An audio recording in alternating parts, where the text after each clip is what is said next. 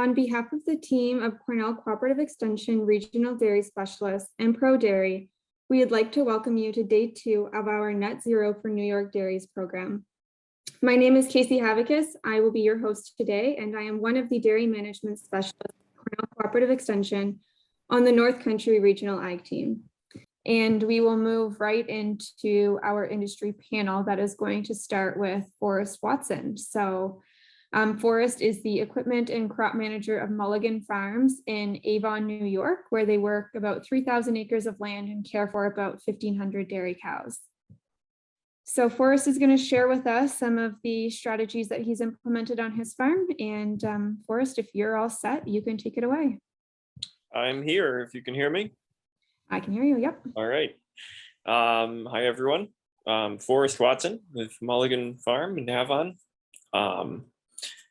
I'm just going to get to it here and start. So about 5-6 years ago, I made a trip to the National No-Till Conference and got pretty excited about what we could be doing, cutting back on time and fuel and trips over the field. And that quickly turned into buying a no-till drill so that we could get cover crops planted very quickly behind our harvest operation in the fall. And that particular tool has proved to be one of our most used tools on the farm. We can no-till all our wheat, our cover crops. We no-till our alfalfa and hay seedings now. And a lot of these things, people really told us that, you know, it was too hard to do on a dairy farm, or cover crops were not possible when you're doing dairy and with the manure applications. And so far, all of that has really just proved to be totally untrue for multiple reasons, but a lot of it just being that a dairy farm, our harvest schedule is quite a bit earlier than most crop farms. We're harvesting silage in September or October, and that gives us a really big window to get our cover crops planted, and they seem to do really well at that time, especially when we're able to seed those crops sometimes the same day that we harvest that field. So with that, we've really transitioned our soil health in quite quickly in that 5 years. I think everybody on the farm can really see that and enjoy the benefits from it, being that our ease of harvest is incredibly easier. It's just, I mean, we're not making ruts everywhere. If it rains, we might use some dump carts rather than 10-wheeler trucks or semis in the field for a day or so, and then we're right back to the efficiency of using just the trucks that haul it right to the feed bunk. So the stability of the soil is vastly improved. The structure, it just holds the equipment up. It resists compaction, which I think a lot of people see no-till and they're thinking, you know, oh, well, how do we deal with compaction? And that's where no-till and cover crops really go hand in hand, because the process of no-tilling doesn't particularly eliminate compaction or relieve it, but it allows the soil to maintain those root structures, and so that resists compaction. And then tillage itself, the act of that, can actually either compact at a lower level than you might by just driving over it, and also the loosening of the soil and the destroying of the soil structure. The first time you drive over that again with something heavy, you put that compaction right back where it was. So we found that having those those winter crops as cover crops kind of work on that, building roots, and taking that compaction out. And then it really holds by not tilling that soil again. You really hold that that resistance to the compaction. So that's been a huge benefit. Erosion has been cut vastly by not working the soil. And even in the wintertime, you sometimes see driving down the road, you might see snowbanks that are brown along the road, and you can see tufts of soil and stuff in the field where something's been tilled or is bare. And that's erosion too. And so we're going from a green field in the fall. It might snow, and you need to keep that white snow out there. So you're eliminating that erosion as well. In the past couple of years, we've been with probably my initiative mostly, really going after the planting green with our corn crop. The last 2 years we planted, I'd say probably 12 to 1,300 acres of our roughly 1,500 acres of corn crop into standing green cover crops, or rolled cover crops in some cases. And that's kind of the direction we're still heading. And that is we maybe haven't been able to measure it per se, but growing a lot of biomass in the spring with that cover crop and then rolling it down flat on the ground as a mulch, you're really capturing a lot of carbon by growing that crop, and then you're just putting it right down on the soil where it can protect your soil and also be eaten by microbes and worms, and go back into the soil where it can stay as a bit of a carbon sink. As I said, I haven't been able to maybe measure that particularly, but I know it's more beneficial than not having it there. And this last year we had some side-by-side trials of where we were rolling down a cover crop that was probably 4 to 5 feet tall of cereal rye and other species that was in our cover crop mix. So we would roll that flat and then plant corn right into that same day. And also, so we had that right next to a basically bare field. And where the bare field was planted at the same time, that corn crop matured a little faster, but the yield was, you couldn't tell, there was no yield difference from what we could measure with a monitor. So that was really exciting to see that kind of come together. And we're definitely still on that track of trying to grow as much biomass as possible. And we've made a few equipment changes this winter that we're excited to try. An actual roller crimper. My goal there being to hopefully avoid some herbicide passes, if possible. That's the goal, not necessarily that we're looking to be an organic farm certified, but if we could have a couple hundred acres a year, or maybe more than that, that we could eliminate an herbicide pass, that would be an as big advantage to us for cost and the environment and many things. So we're doing some trials with American Farmland Trust on that this coming year. Some of the other things, like as far as cover crops go, we're applying all of our manure directly onto a living cover crop. So even in the fall or in the spring, it's all being applied to a living crop, which I believe really is a big advantage. That crop is, the cover crop is starting to use that manure right away, and storing it for the crop, the cash crop, at a later date. And it just seems really, really pretty right, correct to be applying manure to something that's green, where it's actually getting used rather than a bare field.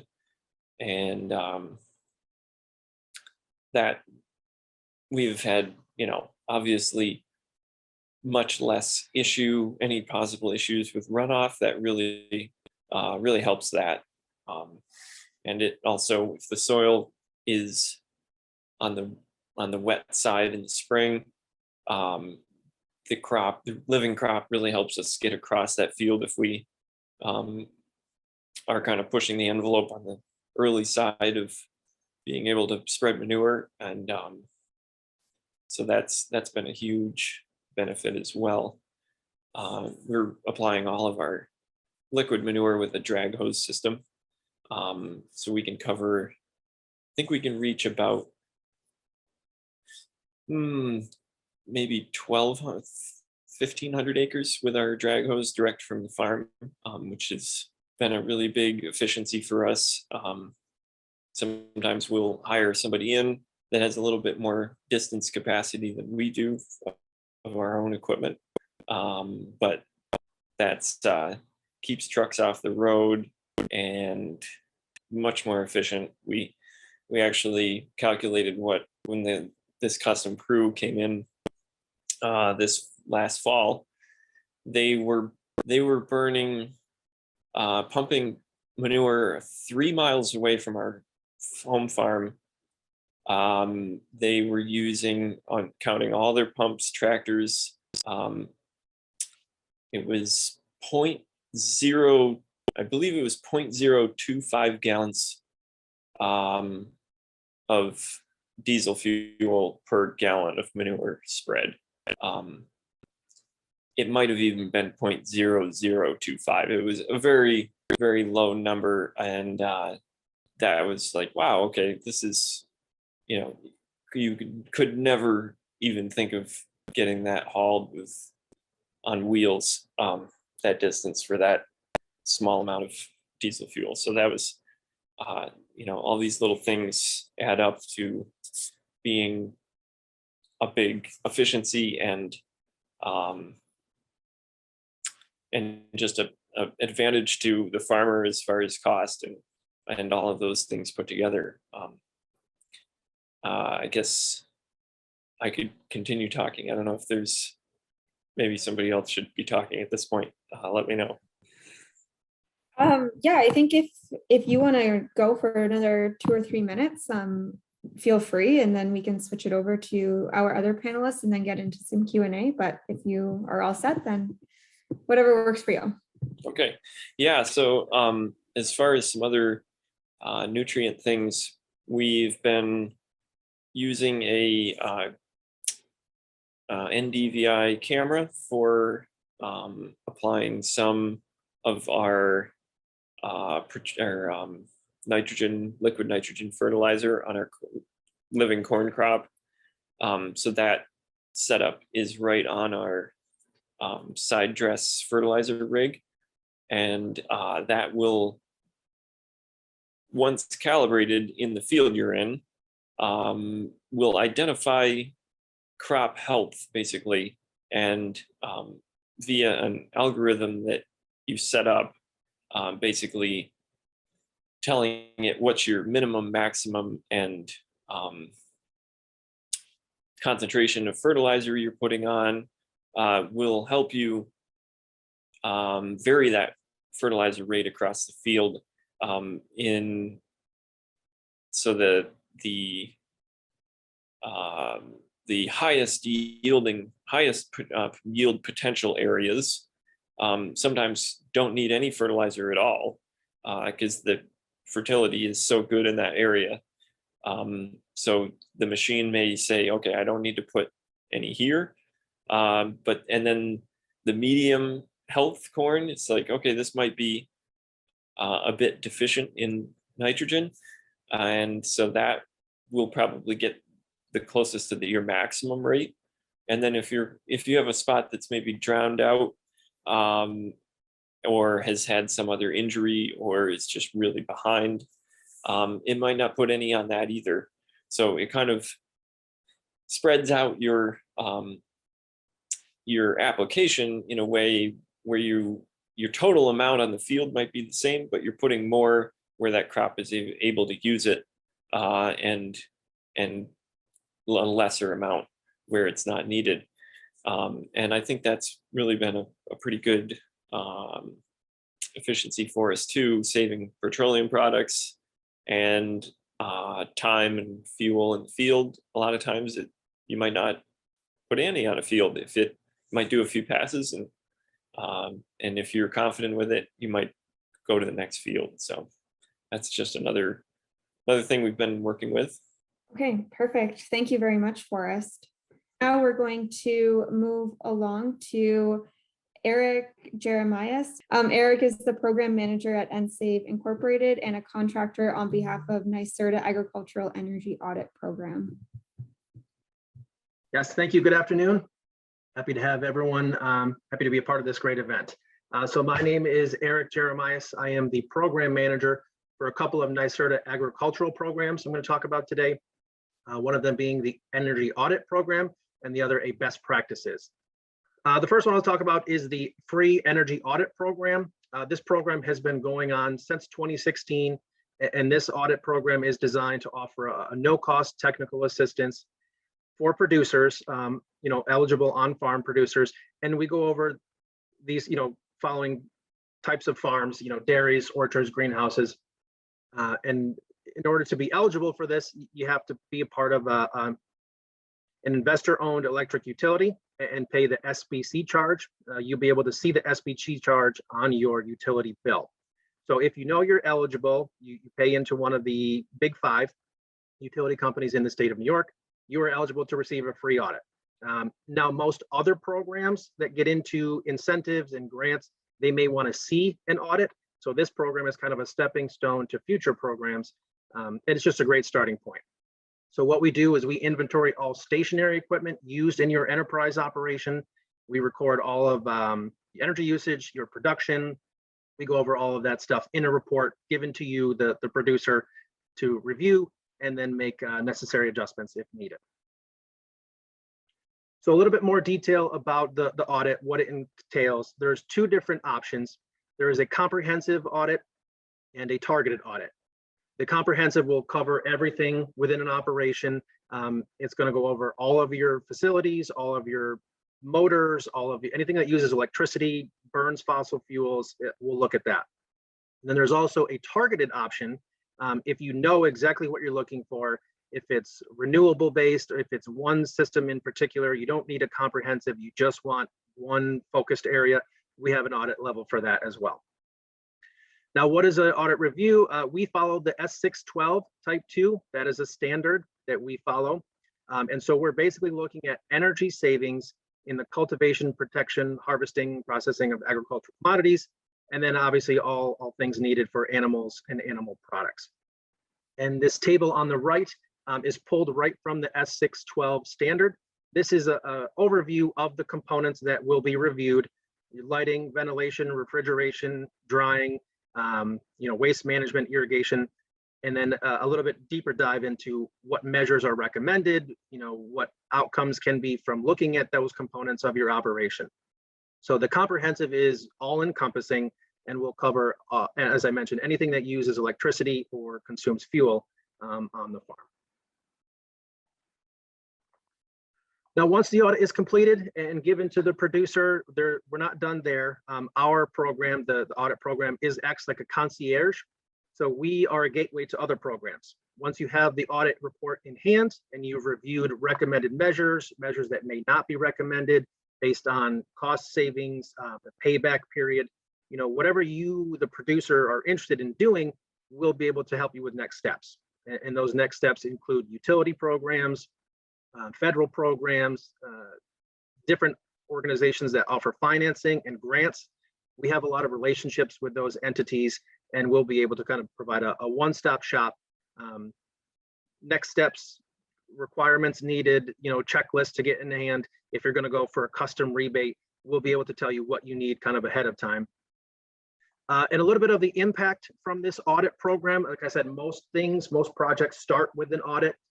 So we're taking this cost savings charts, and as you can see, that the blue lines represent the annual electric cost, and the orange is installed efficiency. So we're trying to bridge that gap for producers, especially dairy farms. Most of our audits have been on dairy farms.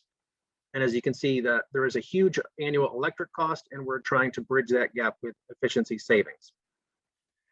So a little bit of the impact. We've performed over 1,000 audits over these past few years. And from what we know, because we can't get in touch with every single farmer or producer who has an audit, we know there's at least 13 million kilowatt hours saved from installed measures that have been identified from these free audits. And so this table kind of goes over some of the impact. Now, the recommendations is what comes from the audits.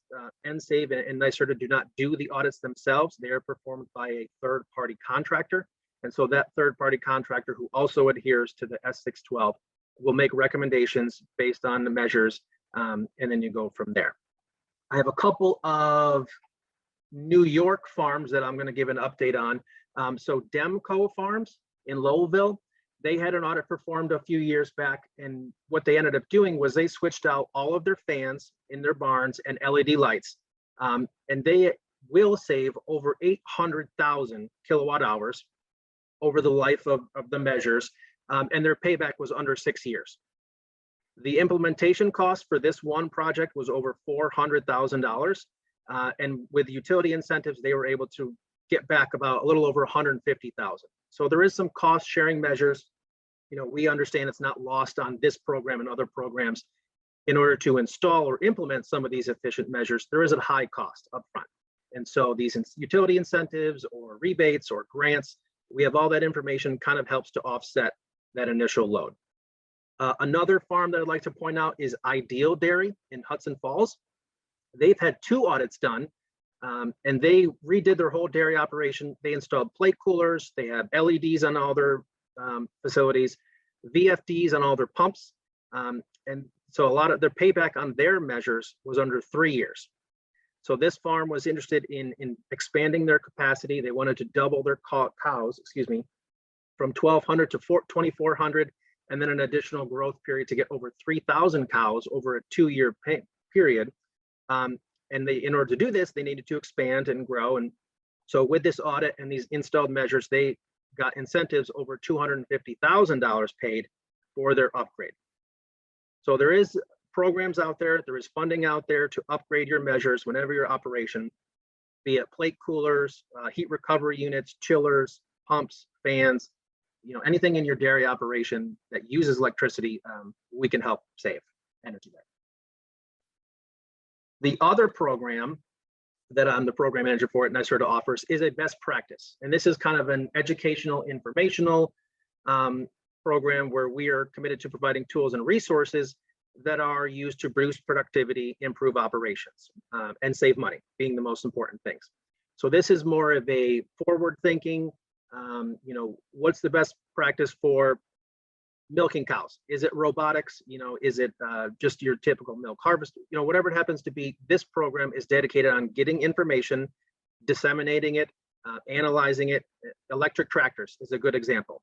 This is, early adoption. This is a new technology, or new to the market, not readily available for folks to buy in New York, but it is being recommended from these audits, as a cost-saving measure. It is something that folks might be interested in based on their operations and enterprise. So we have information, we talk with the electric tractors.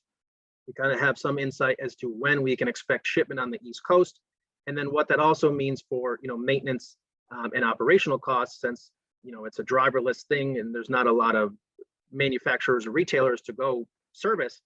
It's going to be a lot of remote servicing and maintenance. So we'll be able to identify and kind of disseminate all that. In addition, there is some similarities between 2 programs. We do offer access to funding programs, and we will work with a dairy operation who's looking to implement some of these best practices, with measures and cost savings and all the whole project itself. And one thing to look forward to and stay tuned in the future is a lot of these resources will be disseminated in different formats. So example here, we have a milk cooling process. Milk cooling is not an uncommon phrase or understanding for the dairy practice, but we want to be able to identify the best practices. Starting with the pumps and going to a plate cooler and refrigeration with your compressors, all of that whole operation, whatever that life cycle is, we'll be able to identify the most efficient ways along that path for energy savings, cost savings, and to increase operations. So we ourselves will be looking to put on webinars, fact sheets, videos, all at the guise of best practice for agriculture. That's a brief overview of two of the programs. They are run by the same company, so or the same organization, excuse me. So if you go to one website, there should be information for both programs and practices and ways that you can take advantage of these. So thank you so much.